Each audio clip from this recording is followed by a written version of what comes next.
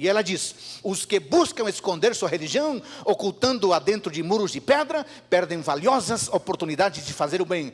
Por meio das relações sociais, o cristianismo se põe em contato com o mundo. É isso. Como João Batista, precisamos estar em contato com o mundo.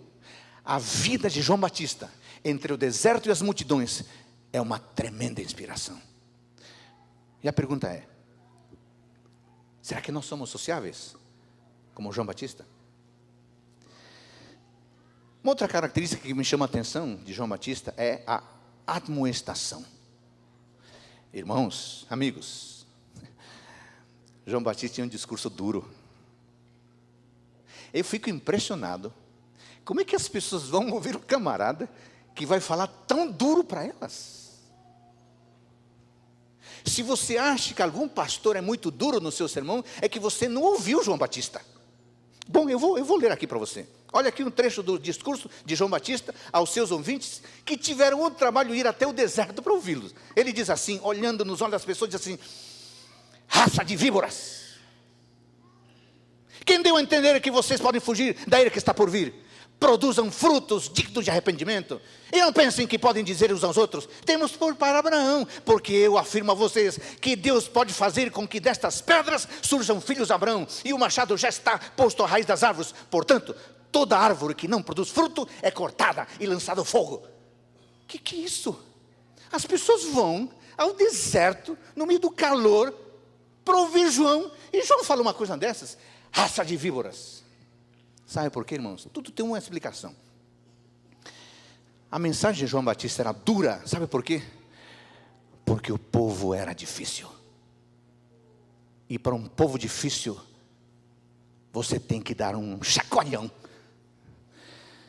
O propósito de João Batista era despertar as pessoas da letargia, fazer as pessoas tremerem por causa de sua grande iniquidade. Não funcionaria discurso do tipo: gente, presta atenção. Não funcionaria. As pessoas estavam de coração muito duro. Antes que a semente do evangelho pudesse encontrar um espaço, o solo do coração precisava ser mexido. Antes que fosse possível buscar a cura em Jesus, eles precisavam ser despertados para a realidade da sua doença. Irmãos, C.S. Lewis, um escritor do século passado, um dos meus escritores prediletos, no seu livro Cristianismo Puro e Simples, diz que as admoestações são uma espécie de trombeta de Deus para acordar consciências adormecidas. Admoestações são uma espécie de trombeta de Deus para acordar consciências adormecidas. É isso. É exatamente isso, irmãos. E foi por isso que Deus não manda mensageiros para lisonjear o pecado, não transmite mensagens de paz para embalar os não santificados numa segurança fatal. Não, Deus depõe pesados fardos sobre a consciência do malfeitor e penetra o coração com setas de convicção, porque Ele sabe que se não fizer assim, nada fará efeito. Os anjos ministradores apresentam-lhes terríveis juízos de Deus para aprofundar o sentimento de necessidade, para instigar o brado, para que as pessoas digam assustadas: então, o que devo fazer para me salvar? O público de João Batista era um público de consciência adormecida. Ele tinha que ser duro. Ele não podia ter outra metodologia. Irmãos queridos, pastor Gino está aqui, né, pastor Lucas? E é bom que ele não esteja, porque eu vou falar algo sobre ele agora aqui. Bom, ele vai ficar sabendo depois, né? Irmãos queridos, eu sou membro dessa igreja. A minha esposa também.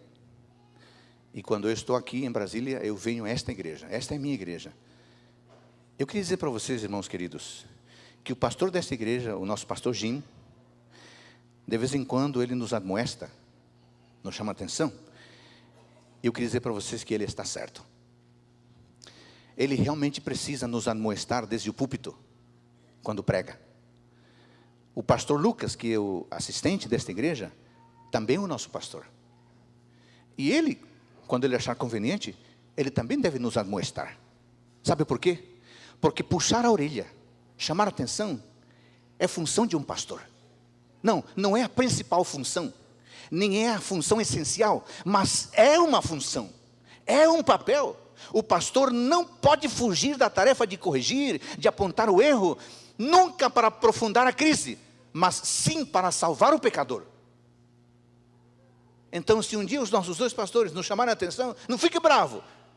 É parte do papel deles, nos despertar a nossa consciência adormecida.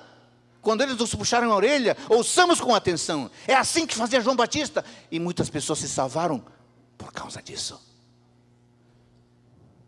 E digo mais. Dizia, mas eu não sou pregador. Tudo bem, mas você é pai e mãe, você tem família. Em casa, puxa a orelha da sua pequena congregação. É seu papel. Você deve fazer isso. Porque se você não fizer isso, os seus filhos vão pelo caminho do mal.